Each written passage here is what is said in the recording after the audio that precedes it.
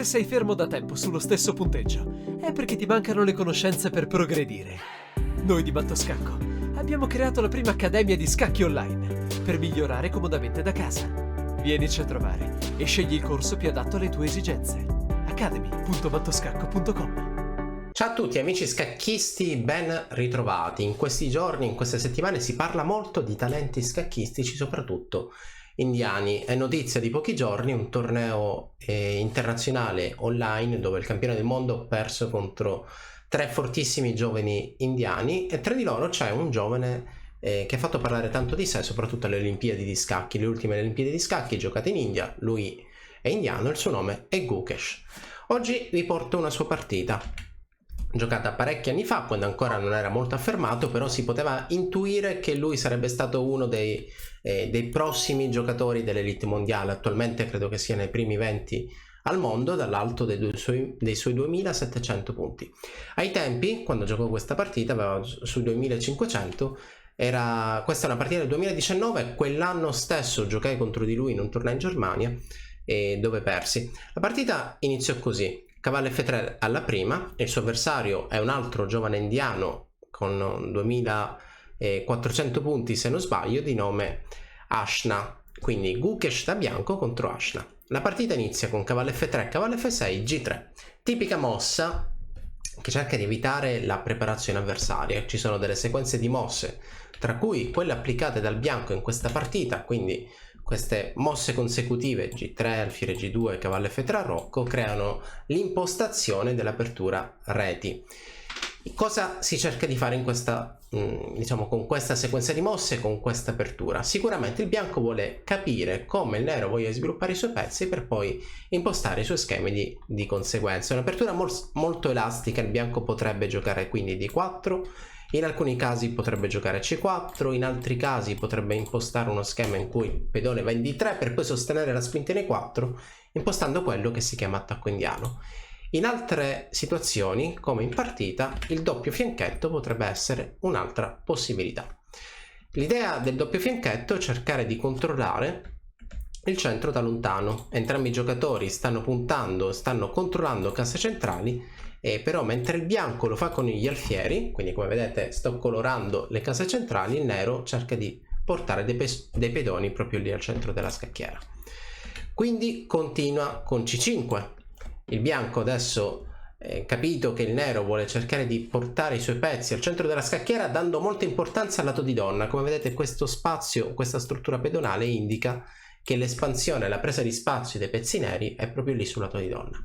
E allora il bianco decide di avere anche lui una presenza centrale con un pedone, quindi C4. Il nero risponde con cavallo C6 ed E3, la mossa giocata sulla scacchiera.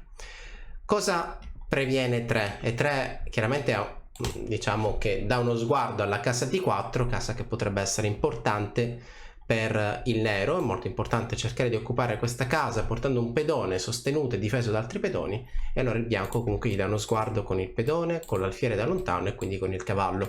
Non vuole rendere così facile l'occupazione del centro da parte del nero.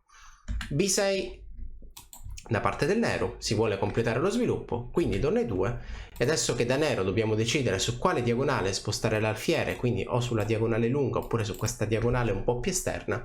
Il fatto di giocare alfiere 6, che è anche la mossa della partita, è sicuramente influenzato dal fatto che la donna avversaria si trova su quella diagonale e dietro di lei si trova la torre. Chiaramente non è un'inchiodatura così forte, perché il pedone C4 è comunque sostenuto sia dal pedone che guardato anche dalla donna, quindi non si perderà materiale, però è fastidioso il fatto di avere un controllo del centro, avere un pedone in C4 che controlla il centro, però questa diagonale è veramente noiosa. E allora il bianco, Gukesh, decide di giocare torre D1, torre C8 sulla scacchiera e a questo punto D3. Abbiamo chiuso l'alfiere avversario, abbiamo reso un po' più inefficace questo controllo sulla diagonale, e allora la partita continua. Donna D7 preparando il raddoppio delle torri, il raddoppio delle torri in D8, chiaramente cercando di puntare lì sulla colonna e quindi indirettamente sempre su questo pedone di 3 abbiamo in questo caso questi due pezzi che convergono indirettamente su questa casa. La casa di 3 è una casa debole, una casa che non può più essere difesa da pedoni. La partita continua, cavallo C3 per il bianco, arriva D4, il bianco cattura, riprende, ripresa di cavallo per aprire la diagonale, il bianco riprende nuovamente, ripresa di pedone e a questo punto il cavallo decide di tornare indietro. Sembrerebbe, magari qualcuno sarà d'accordo con me, che qui il bianco stia un po' peggio perché deve ancora capire come gestire questo cavallo e sicuramente le torri ancora non hanno trovato una buona coordinazione. Dall'altra parte il nero invece ha creato un po' di armonia, le due torri del nero sono senz'altro meglio coordinate, si guardano a vicenda e chiaramente quest'alfiere potrebbe tornare in B7 per rimuovere l'alfiere di fianchetto. La partita infatti prosegue in questo modo: torre di 8, raddoppio sulla colonna, cavallo di 2 cercando di migliorare la posizione del cavallo e dopo alfiere B7 non resta altro da fare che cambiare l'alfiere più forte. Questo alfiere di fianchetto lascia la scacchiera, siamo purtroppo costretti a cambiarlo. È vero che potremmo giocare cavallo F3, però attenzione che il controllo sulla diagonale il nero potrebbe aumentarlo anche in questo modo. Raddoppiamo il controllo sulla diagonale, creiamo la batteria e qui potrebbe essere chiaramente più fastidioso e più difficile da giocare. Cambio in B7, la donna ricattura, cavallo F3, dà uno sguardo al pedone centrale. Ovviamente, e non è un caso, la spinta in E5 non si può giocare, tenuta sotto controllo quella casa dai due pezzi bianchi e quindi non resta altro da fare che posizionare un alfiere in C5. L'alfiere difende il pedone D4 e allora il bianco gioca una mossa naturale come A3, vogliamo giocare B4, vogliamo scacciare quest'alfiere e poi alla successiva catturare il pedone centrale. Su A3 il nero gioca una mossa logica, gioca A5, vogliamo impedire B4, ma il bianco non si tira indietro e B4 lo gioca lo stesso. Catturo, catturo, l'ultimo pezzo a catturare è sicuramente l'alfiere e a questo punto il pedone centrale non è più difeso due volte e quindi il bianco decide di catturarlo. La partita continua, in questo caso facendo una fotografia della posizione ci accorgiamo che dopo 22 mosse il centro, che inizialmente era, diciamo, la bilancia pendeva dalla parte del nero, adesso è un territorio di conquista per entrambi i giocatori. Il bianco tuttavia sembra avere più facilità di controllo al centro perché si trova con un cavallo, un alfiere che punta sulle case centrali e quel piccolo vantaggio che forse aveva maturato il nero dopo le prime mosse effettivamente non c'è più. Torre 8, mossa logica. Il giovane Ashna gioca quindi torre a 8 per cercare di avere il controllo di questa colonna. Il bianco sposta il suo cavallo in B5. Sappiamo che l'occupazione di case deboli, case che non sono più difese dai pedoni avversari, è molto importante e quindi un cavallo in B5 non può che star bene. Tra l'altro abbiamo creato anche l'avamposto, un cavallo che non può più essere rimosso dai pedoni avversari in una casa debole difeso dal nostro pedone, quindi abbiamo creato questo avamposto importantissimo. La partita continua, alfiere C3, vogliamo manovrare, vogliamo giocare donna B2 e anche in questo caso creare la batteria alfiere donna che insistono sulla stessa diagonale. Cambio in A1, riprendo di alfiere e dopo cavallo E8 e l'alfiere viene centralizzato in E5. Dicevo prima, è molto importante cercare di controllare le case deboli avversarie, quindi se da prima un cavallo che controlla D6, adesso il bianco decide di rafforzare il controllo portando anche un alfiere lì a contatto di quella casa. Alfiere F6 per il nero, alfiere F4, siamo contenti, abbiamo migliorato la posizione dell'alfiere, è vero che l'abbiamo sottratto dalla diagonale più lunga, però in F4 vi assicuro che è chiaramente molto fastidioso.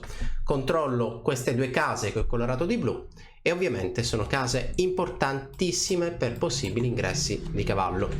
Alfiere 7 per il nero, torre B1, indirettamente guardo la donna avversaria, donna D7 per sottrarsi da questa minaccia in diretta e D4 sulla scacchiera. A questo punto il nero è abbastanza compresso, come vedete sembra aver raggiunto una posizione come un quiz. Proviamo a immaginare di mettere 4 pezzi vicino agli altri e questa sarà la soluzione. È un problema perché se i pezzi sono vicini e soprattutto se ci sono tanti pezzi vicini tra loro vuol dire che si stanno togliendo spazio a vicenda, è qualcosa che dovrete senz'altro evitare. Se guardiamo invece i pezzi del bianco vediamo che comunque sia i pezzi del bianco controllano tanti spazi all'interno della scacchiera e come vedete tutte queste frecce, potrei farne molte altre, rendono parecchio l'idea. Come vedete I pezzi bianchi saltano, si coordinano abbastanza all'interno della scacchiera e quindi è evidente, adesso che ho messo i colori, che il bianco sta sicuramente meglio. Cavallo D6 per il nero, un giocatore che è a corto di spazio, cerca semplificazioni, bianco non si tira indietro, accetta la prima semplificazione per poi entrare in una situazione cavallo contro alfiere. La differenza cosa la fa? Questo pedone che è rimasto un po' indietro. Don F3 alfiere 7, torre 1, controllo e conquista totale della colonna, alfiere F6 per avere controgioco.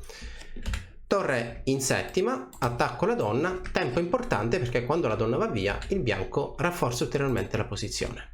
H6 sulla scacchiera, H4 e tutte queste sono mosse che migliorano la posizione del bianco. Come vedete il bianco sta spingendo indietro il nero, i pezzi del nero non sono sicuramente coordinati. Don F8, torre C7, vogliamo manovrare per attaccare il nostro obiettivo. Il nostro target è quel pedone che è rimasto lì da solo e allora cerco di eliminarlo.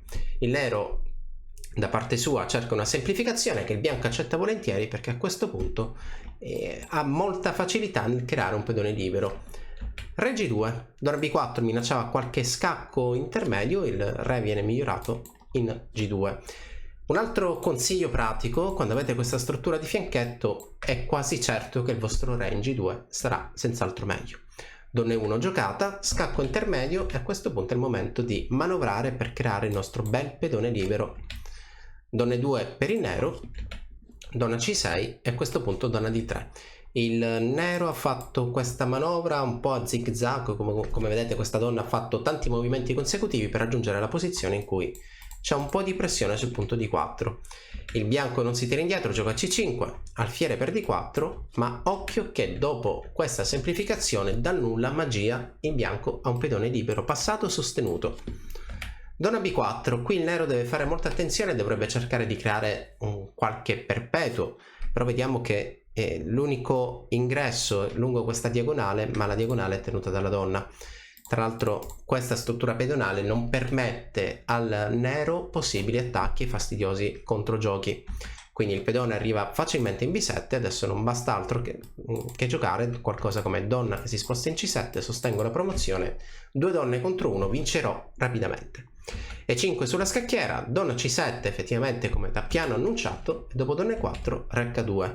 Il nero è in grande difficoltà, cosa potrebbe fare per salvare il risultato? Chiaramente questo pedone non può bloccarlo perché non è in grado di controllare la casa di promozione 2 volte e allora gioca una mossa furba, Don F3, e sono certo che molti di voi, magari presi dall'entusiasmo, presi dalla velocità di promuovere quanto prima, potrebbero cadere in questo errore. Però il problema è che dopo la promozione il nero riesce a creare un fortunoso scacco perpetuo, la posizione qui si ripete tante volte e la partita si decreta patta, pareggio. Quindi dopo Don F3 il giovane e talentuosissimo Gukesh, riconosciuto ad oggi uno dei possibili campioni del mondo del futuro, ha giocato la mossa corretta ma anche abbastanza facile da vedere, intermedia, scacco a re, difendo il mio pedone. Infatti dopo questa mossa il nero ha deciso di arrendersi. Cosa accade? Mi difendo dallo scacco, ma dopo la promozione non c'è più niente da fare, non ho più temi di perpetuo, non ho più temi di controgioco e quindi questa è una splendida vittoria strategica e posizionale da parte del giovane Gukesh. Rivediamola. Gukesh con il bianco contro Ashna, cavallo F3, cavallo F6, apertura a reti, dove il bianco ha giocato questo fianchetto per poi cercare di capire cosa il nero volesse giocare.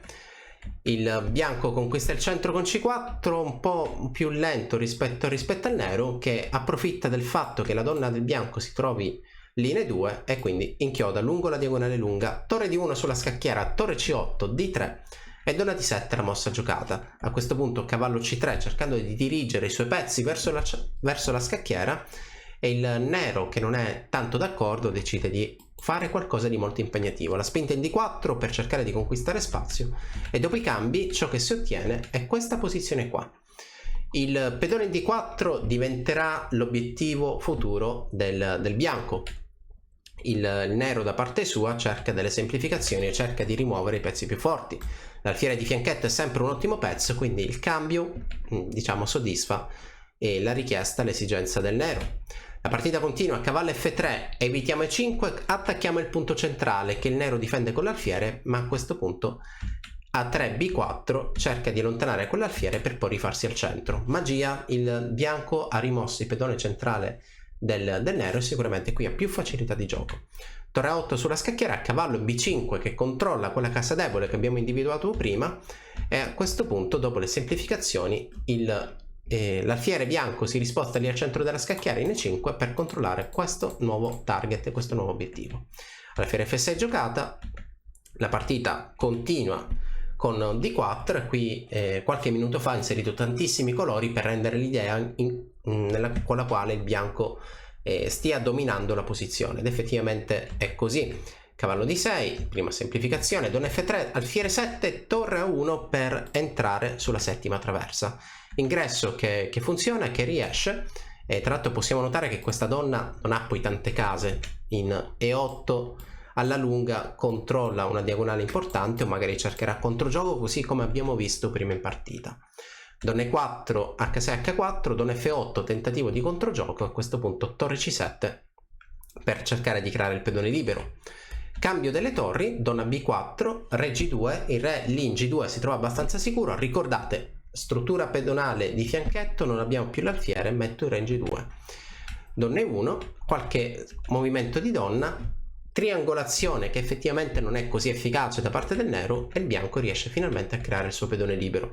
Questo è un pedone che chiaramente va facilmente a promozione, perché l'unico controgioco che può cercare il nero viene neutralizzato da Donna C2 scacco, mossa intermedia che permetterà la successiva promozione. Questa è una partita strategicamente notevole, se considerate che il giovane Gukesh ai tempi aveva, se non erro, 13 anni, quindi era, diciamo, nel pieno della sua ascesa dell'elite mondiale, stava cercando di creare tanta attenzione intorno a lui e ha dimostrato con questa partita di meritarsi il posto che tuttora gli stanno dando, quindi diciamo ai 3 giocatori dell'elite mondiale che tutti vogliono cercare di invitare, vogliono cercare di spingere su questo giovane ragazzo indiano che chiaramente sarà senz'altro il futuro degli scacchi. Spero che questa partita vi sia piaciuta, come sempre vi invito a commentare se avete qualche richiesta particolare nei commenti di Matto Scacco. Portiamo alla prossima, ciao a tutti!